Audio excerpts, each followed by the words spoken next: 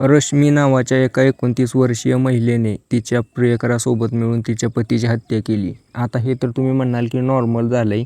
आजकाल प्रत्येक पत्नी विचार करते की तिच्या पतीची हत्या करावी. यात विशेष काय आहे? पण विशेष हीच बाब आहे की त्या महिलेचं लग्न तिच्या पतीसोबत लव्ह मॅरेज करून झालेलं होतं. आता हे बघा, पतीसोबत लव्ह मॅरेज झालं, त्याला संपवून टाकलं आणि तिने दुसरा प्रियकर शोधला. आता नेमका हा प्रकार काय आहे आणि कसा उघडकीस आला नाही, या सगळ्या गोष्टीला तिने अंजाम कसा दिला, त्याच्याबद्दल मी तुम्हाला या व्हिडिओमध्ये माहिती देणार आहे. तर व्हिडिओ शेवटपर्यंत नक्की बघा. तर नमस्कार मित्रांनो, आपल्या आजच्या सत्य घटनेची सुरुवात होते महाराष्ट्रामधील एका छोट्याशा गावामधून. या गावामध्ये राहणारी रश्मी नावाची एक तरुणी, ज्यावेळेला या तरुणीला कॉलेजमध्ये शिकायला पाठवलं होतं आईवडिलांनी, त्यावेळेला ती कॉलेजमध्ये जायची.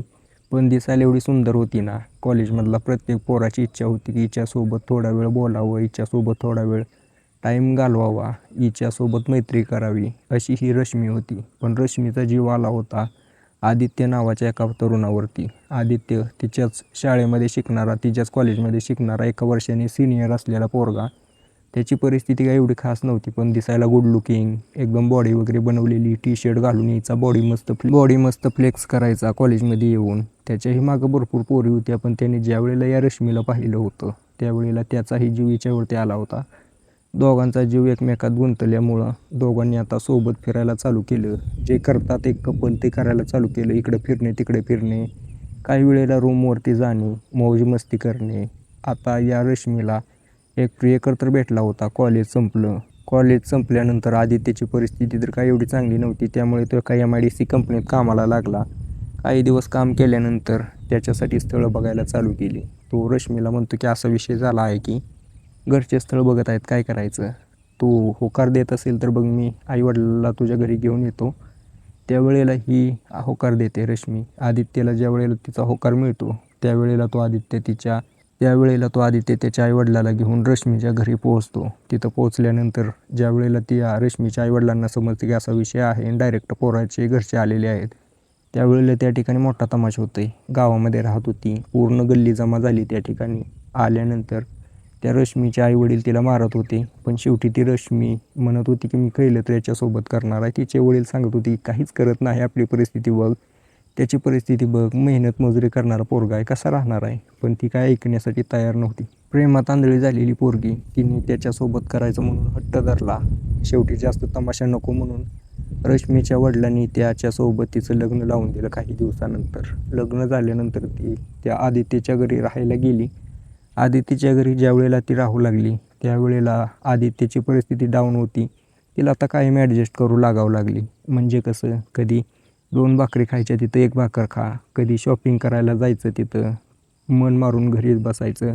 एखादी ऑनलाईन वस्तू आवडली, ती वस्तू खरेदी करायची म्हटलं तर त्या आदित्य म्हणायचं की पैसे नाहीत, बघून नंतर, अशी तिची परिस्थिती झाली होती. त्यामुळे आता ही रश्मी पूर्णपणे फ्रस्ट्रेट झाली होती. तिचा राग येत होता. ती स्वतःलाच म्हणायची की तू का केली ही चूक आदित्यसोबत लग्न करून? तिला आता रिअलाईज होत होतं की हे तर माझ्याकडून चूक झाली, आता आपली चूक सुधारायची कशी? चूक सुधारायचा तर काही चान्स नव्हता. लग्न झालेलं होतं. ती एवढी डोक्याने आता क्रॅक झाली होती. दिवसभर घरी होती, काम नव्हतं काही. सगळ्यात महत्त्वाचं म्हणजे लग्न झाल्यानंतर पोरींना कामं लावली पाहिजेत. ज्या वेळेला त्यांचं डोकं बाहेर गुंतलेलं असेल तोपर्यंत त्या अशा लफड्यात पडणार नाहीत. मनामध्ये राग धरून बसलेली ही रश्मी आता मोबाईलवरती ज्या वेळेला ती बघायची इंस्टाग्रामवरती की भरपूर खरेदी करतेत, भरपूर पैसे उडवतेत, त्या सगळ्यांचं बघून हिला वाटायचं की आपण पण तसं करावं. आता रमेश नावाचा एक तरुण, जो की एका श्रीमंत घरचा व्यक्ती होता, त्याच्या घरी चांगली गाडी होती, बंगला होता.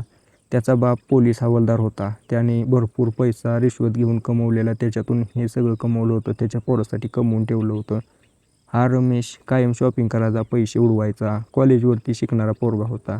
तो मोबाईलवरती इंस्टाग्रामवरती आपलं हे सगळं अपलोड करायचा, डेली लाईफ. त्याच्यामुळे या रश्मीला ज्या वेळेला तो आवडत होता त्यावेळेला ती फोटोला लाईक करणे, मेसेज करणे, कमेंट करणे, हे सतत होऊ लागलं. आता हे सगळं ज्या वेळेला होतं आहे त्यावेळेला ती त्या रमेशच्या नजरेत आली. रमेशला दिसलं की एक महिला आपली कशी काय पोस्ट कमेंट करते, लाईक करते, त्यावेळेला तो तिच्यावरती नजर ठेवून होता. त्याने त्याच्या मेसेज बॉक्समध्ये बघितलीने मेसेज वगैरे केला आहे का काय, तर मेसेज केलेला होता. त्याने तिला रिप्लाय दिला. आता दोघांमध्ये बोलणं चालू झालं त्या ठिकाणी, चॅटिंग वगैरे. रश्मीला हेच पाहिजे होतं. रश्मी आता त्याला बोलू लागली की काय करतोस काय नाही. त्याने पूर्ण घटना सांगितली. माझं वडील हवालदार आहेत, पैसा वगैरे चांगला येतो, पगार येते, म्हणून मी असा खर्च करू शकतो. रश्मी म्हणली माझ्याकडे ही अशी इच्छा आहे की मी पैसा असा खर्च करावा, माझ्यावरती पैसा खर्च करणारं कोणीतरी असावं, पण पती माझा मजुरी करतोय, लव्ह मॅरेज झालं. त्यांनी पूर्ण घटना सांगितली. पण मी आता पतीसोबत खुश नाही, मला ही कोणाची तर आवश्यकता आहे. त्यावेळेला या दोघांमध्ये मोबाईल नंबर एक्सचेंज झाले. मोबाईल नंबर एक्सचेंज झाल्यानंतर तासनतास बोलणं, भेटायला येणं हे सगळं रेग्युलर झालं. आता ज्यावेळेला पण या रश्मीचा पती घरी नसायचा आदित्य, त्यावेळेला ही त्या रमेशला भेटायला जायची. दोघं वेळ घालवायचे रूमवरती जाऊन. याचा परिणाम असा झाला की आदित्य आणि या रश्मीमध्ये वाद वाढू लागले. आदित्यला जसं जसं समजलं की ही रश्मी बाहेर कोणाच्या तरी नादी लागली, त्यावेळेला त्याच्या तळपायजाग मस्तकात जाऊ लागली. विचार करायचा की मी मेहनत करतोय, पैसा कमवतोय, ते कोणासाठी, ही अशी करते म्हटल्यानंतर माझा काय उपयोग आहे, लव्ह मॅरेज झालं, हे तर सगळं माझ्या मर्दानगीवर सवाल आहे. त्यामुळे दोघांमध्ये वादावादी होऊ लागली. वाद कधी कधी एवढा विकोपाला जायचा की सगळ्या मोहल्ल्यामध्ये त्यांची चर्चा व्हायची, त्या ठिकाणी लोक जमा व्हायची, ती पूर्ण त्यांची बदनामी व्हायची. रोज रोजच्या भांडणाला कंटाळून त्या आदित्यने ठरवलं की हे बघ, तू ना मला पटकन सोडून दे, नसेल तर मी हे जीवन सोडतो. तरी पण ती काय आदिती याच रोज रोजच्या तमाशाला कंटाळून त्या आदित्यने हिच्यासोबत बोलणं कमी केलं, तिच्यासोबत वेळ घालवणं कमी केलं. याचा फायदा त्या रमेशला होऊ लागला होता. आता ही रश्मी त्याच्या टचमध्ये जास्त येऊ लागली होती. ज्यावेळेला त्याच्या टचमध्ये आली त्यावेळेला तो म्हणू लागला की हे बघ, मला ना दुसरीकडे लग्न करायचं आहे, तू माझ्यासोबत लग्न करत असशील तर तू माझ्यासोबत कंटिन्यू कर, नसेल तर मला याच्यापेक्षा 1000 पटीने सुंदर पोरे भेटतील. आता रश्मी विचार करू लागते की माझा जोपर्यंत पती आहे तोपर्यंत मी लग्न करू शकत नाही, डिवोर्स तो काय देणार नाही, आणि त्याच्याकडे अशी काय प्रॉपर्टी पण नाही की त्याला डिवोर्स घेऊन पैसे घेईल, त्याला एकतर संपवावं लागेल. ज्यावेळेला ती रश्मी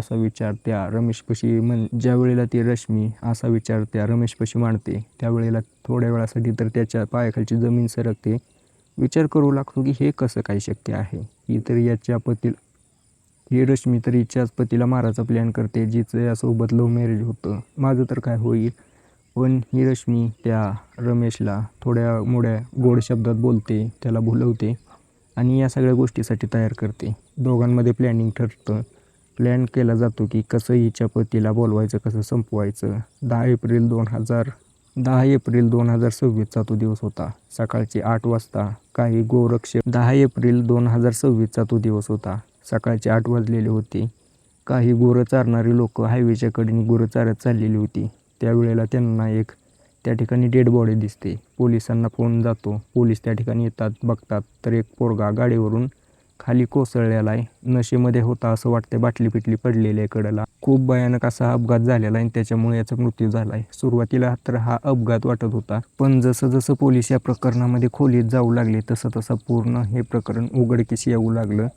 पोलिसांना समजलं की हा तर आदित्य आहे, जो की मोलमजुरी करतोय आणि शेजारच्याच गावामध्ये राहतोय. एका छोट्याशा कुटुंबामधला हा तरुण, कधीही याने दारूला हात न लावलेला, याच्या शेजारी दारूची बाटली, याच्या तोंडाला दारूचा वास कसं काय. आता पोलीस पूर्णपणे शॉक झाले होते. आता यांनी पूर्ण चांगली चौकशी सुरू केली. त्यावेळेला त्यांना समजलं की याची एक पत्नी आहे, जिच्यासोबत याचं लव्ह मॅरेज आहे, रश्मी नावाची. तिला बोलवलं.